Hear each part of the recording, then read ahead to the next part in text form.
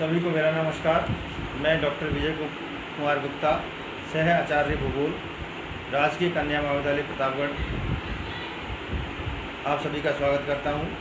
इस वीडियो में आज हम चर्चा करेंगे BA द्वितीय वर्ष के प्रश्न पत्र तृतीय संसाधन एवं आर्थिक भूगोल के संसाधन भूगोल की परिभाषा, विषय क्षेत्र के बारे में। संसाधन भूगोल क्या है और उसका परिभाषाएं क्या है और उनका विषय क्षेत्र क्या है, इस बारे में हम इस पर चर्चा करेंगे। संसाधन भूगोल दो शब्दों से मिलकर बना हुआ है। संसाधन और भूगोल दोनों को पहले यहाँ समझना जरूरी है। संसाधन से हमारा तात्पर्य है कि वे सभी प्राकृतिक या मानवीय पदार्थ या विशेषताएं जो मानव की आवश्यकताओं की पूर्ति करती हों, मानव को लाभ पहुंचाने की क्षमता रखती हों या मानव का कार्य सिद्ध करने की क्षमता रखती हों, संसाधन भूगोल कहलाती हैं, संसाधन कहलाती हैं। संसाधन की व्युत्पत्ति रिसोर्स शब्द से हुई है। रिसोर्स, जिसमें री का तात्पर्य है दीर्घ अवधि और सोर्स का तात्पर्य है साधन, अर्थात वे सभी प्राकृतिक पदार्थ या पर्यावरणीय विशेषताएं जिन पर मनुष्य लंबे समय तक निर्भर रह सकता हो, जिनसे मनुष्य लंबे समय तक कार्य क्षमता या लाभ प्राप्त करता हो, संसाधन कहलाती है। भूगोल की अगर हम परिभाषा देखें तो भूगोल की एक सामान्य परिभाषा हटसोन के अनुसार भूगोल पृथ्वी के धरातल पर पाई जाने वाली क्षेत्रीय विविधताओं का अध्ययन करता है। और इस तरह से दोनों को सम्मिलित रूप से अगर देखें तो संसाधन भूगोल वह विषय है जो पृथ्वी के धरातल पर पाए जाने वाली संसाधनों के क्षेत्रीय वितरण प्रतिरूप, उनकी विशेषताओं, उनके उत्पादन, उनके व्यापार वितरण प्रतिरूप में पाए जाने वाली क्षेत्रीय विविधताओं का अध्ययन करता है। तो सामान्य रूप से भूगोल पृथ्वी पर क्षेत्रीय विविधताओं का अध्ययन करता है, तो संसाधन भूगोल पृथ्वी के धरातल पर संसाधनों की क्षेत्रीय विविधताओं का अध्ययन करने वाला विषय है। अब हम चलते हैं विभिन्न विद्वानों द्वारा संसाधनों की बताई हुई परिभाषाओं पर, और इन परिभाषाओं के आधार पर ही किसी विषय का अध्ययन क्षेत्र निर्भर करता है। सबसे पहले हम चलते हैं जेम्स फिशर की परिभाषा पर। जेम्स फिशर ने कहा है कि संसाधन वह कोई भी वस्तु है जो मानवीय आवश्यकताओं इच्छाओं की पूर्ति करती है। वहीं जिमरमैन ने कहा कि संसाधन पर्यावरण की वे विशेषताएं हैं जो मनुष्य की आवश्यकताओं की पूर्ति में सक्षम मानी जाती हैं और उन्हें मनुष्य की आवश्यकताओं एवं क्षमताओं द्वारा ही उपयोगिता प्रदान की जाती है। जिमरमैन की परिभाषा में ये दूसरा जो तत्व है कि मनुष्य द्वारा ही उनको क्षमता प्रदान की जाती है, महत्वपूर्ण है, क्योंकि पृथ्वी पर अनेकों प्राकृतिक पदार्थ मौजूद हैं, लेकिन वे सभी प्राकृतिक पदार्थ संसाधन नहीं कहलाते। वे तभी संसाधन बनते हैं जब मनुष्य स्वयं अपने ज्ञान के द्वारा, अपने तकनीकी विकास के द्वारा उन प्राकृतिक पदार्थों को रूपांतरित करके या प्रत्यक्ष रूप से अपने कार्य सिद्ध करने की क्षमता या लाभ पहुंचाने की क्षमता या आवश्यकताओं की पूर्ति करना योग्य बनाता है। तो जिमरमैन की परिभाषा के अनुसार मानव भी एक संसाधन है और वही वस्तु संसाधन बनती है जो मानव की आवश्यकताओं की पूर्ति करती है। अतः मानव ही संसाधनों का एकमात्र उत्पादन करता है, मानव ही संसाधनों का एकमात्र उपभोक्ता है। इसलिए मानव संसाधन महत्वपूर्ण संसाधन है और मानव संसाधन को संसाधनों का संसाधन भी कहा जाता है। विभिन्न विद्वानों द्वारा दी गई परिभाषाएं, जिसमें यह बताया गया है पृथ्वी पर पाए जाने वाली कोई भी वस्तु, पदार्थ या तत्व जिसमें मनुष्य की आवश्यकता एवं इच्छा पूर्ति करने की क्षमता हो, संसाधन कहलाती है। इस आधार पर हम देखें तो संसाधन भूगोल का जो विषय क्षेत्र है उसमें पृथ्वी के धरातल पर पाए जाने वाले समस्त संसाधनों, चाहे वो प्राकृतिक संसाधन हो, चाहे वो मानवीय संसाधन हो, सभी संसाधनों का अध्ययन किया जाता है। इन सभी संसाधनों का क्षेत्रीय वितरण प्रतिरूप कैसा है, इन संसाधनों की विशेषताएं क्या हैं, इन संसाधनों का उत्पन्न क्या है, इन संसाधनों का स्थानिक प्रतिरूप क्या है और इन संसाधनों का पूरे विश्व स्तर पर व्यापार प्रतिरूप क्या है, ये सभी बातें हम संसाधन भूगोल में पढ़ते हैं। साथ ही साथ संसाधन भूगोल में इस बात का अध्ययन भी किया जाता है कि संसाधनों की समस्याएं क्या हैं, इन संसाधनों का हम संरक्षण और नियोजन कैसे करें, ये बातें भी संसाधन भूगोल के अंतर्गत पढ़ी जाती हैं। इस तरह संसाधन भूगोल का विषय क्षेत्र जो है मानव सहित समस्त प्राकृतिक संसाधनों का अध्ययन करना ही संसाधन भूगोल का विषय क्षेत्र है। उदाहरण के लिए कोयला कहाँ कहाँ मिलता है, उसका क्षेत्रीय वितरण प्रतिरूप क्या है, उसके संचित भंडार किन किन देशों में कितने कितने हैं, उन संसाधनों का उपयोग हम कैसे कर सकते हैं, कौन कौन से देश प्रमुख उत्पादक हैं, कितना कितना वितरण किया जाता है और कितना कितना उनका विदेशों में आयात और निर्यात किया जाता है, ये सभी बातें संसाधन भूगोल के अंतर्गत की जाती हैं।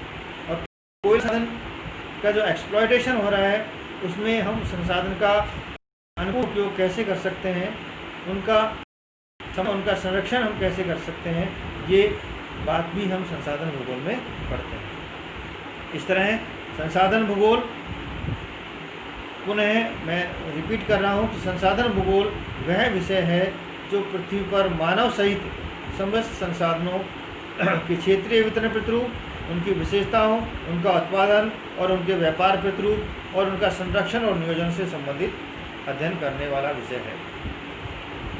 संसाधन वह वस्तु है, वह पदार्थ है, मानव की कार्य सिद्ध करने की क्षमता, मानव की इच्छा और मानव को लाभ पहुंचाने की प्रवृत्ति रखती हो, संसाधन कहलाता है। दूसरा बिंदु अब ये आता है कि मानव विकास कैसे हुआ।